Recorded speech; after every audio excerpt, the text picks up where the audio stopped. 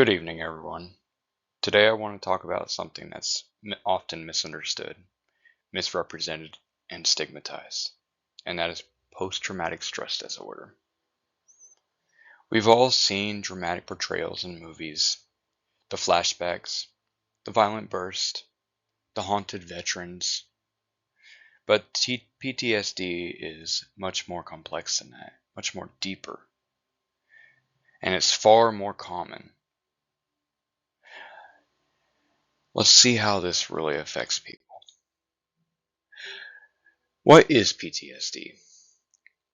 So according to the DSM-5, PTSD is constant exposure to actual death, serious injury, or violence. This could be any type of abuse, even. This could be any type of abuse. This can be persistent avoidance of intrusion symptoms with traumatic events. That could be like driving in a car if someone suffered a car accident, or it could be holding a gun for some people. There's often avoidance to the stimuli that is associated with these, i.e., not getting in a car or not flying in a plane if someone's survived a plane crash. So people tend to avoid these issues.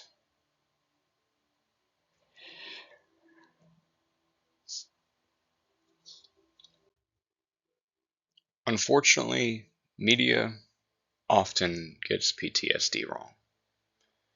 And in this story, if you recognize the man on this slide, that is Chris Kyle. Although his story was real, it was highly dramatized for the Hollywood events.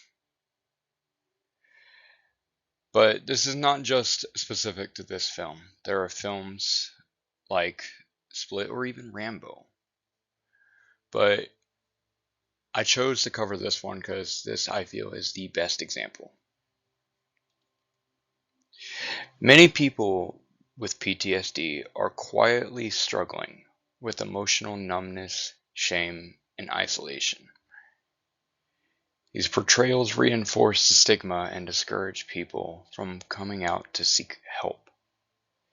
And I'm sure we've all known of the stoic veteran who keeps everything to himself.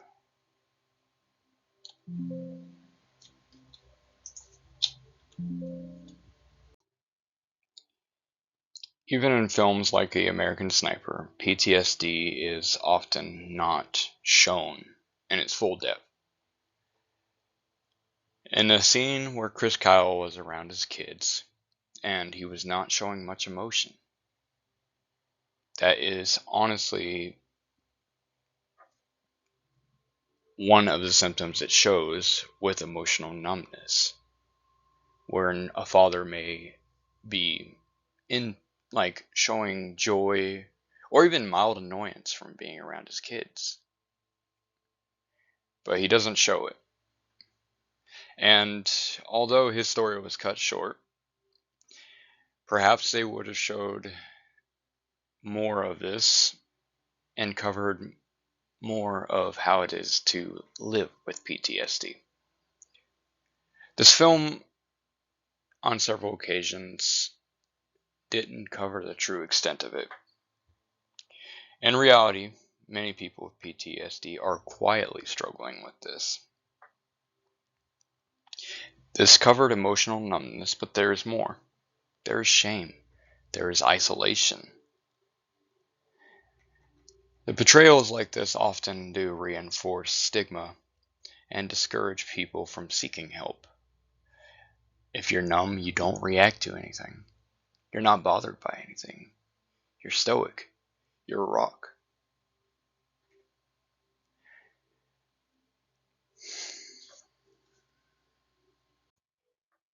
PTSD affects every part of life.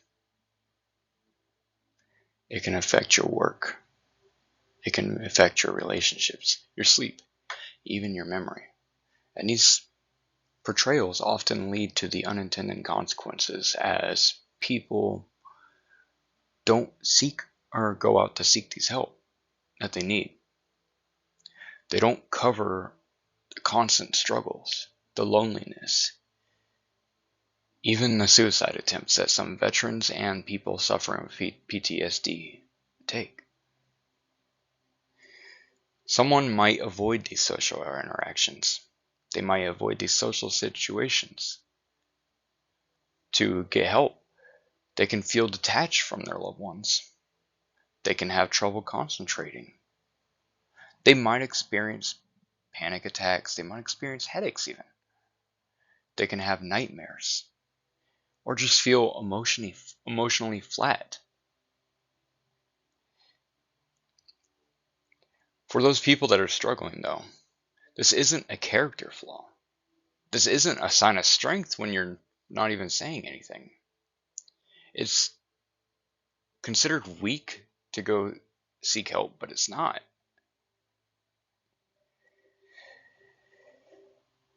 PTSD can often coexist, essentially, with depression, anxiety. This has led many people that suffer from this to seek other treatments, i.e., do drugs, or take prescriptions that are not even theirs to try to alleviate this pain without appearing weak in a social setting. Early intervention and compassionate care is truly the way to go through with this. And it seems dark.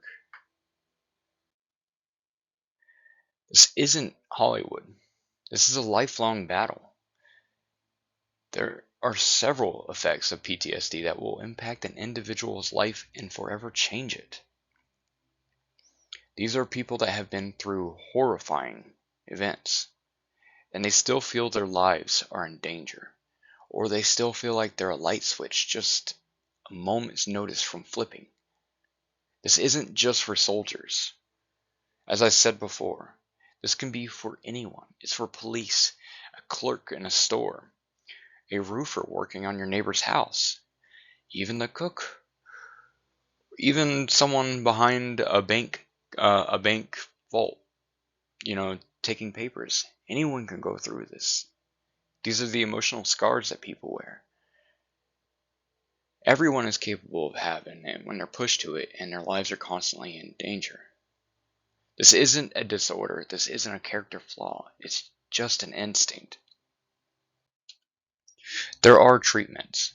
You have cognitive processing therapy, which help people challenge and reframe their traumatic events. You have prolonged exposure therapy, which gradually help individuals confront their memories and trigger it in a safe way.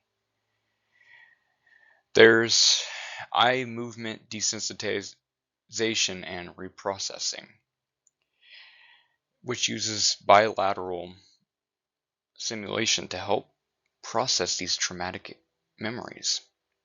There are medications like SSRI. Like when I was going through the army and everything, they put me on Remeron and Zoloft, or I think it's called Sterolene. There's group therapy to help veterans feel more social about it. This recovery isn't linear, and it doesn't mean about forgetting this trauma. It just means learning to live with it without being controlled by it. PTSD isn't a weakness. It's a survival response. It is the brain doing its best to protect us, even when the danger has long since passed. If you know someone or you are suffering from PTSD, get help. There is no weakness in reaching out. It is actually a strength to reach out, and it is a sign of humility to know that even we are not strong enough to overcome our own struggles. That's why we have each other. Thank you.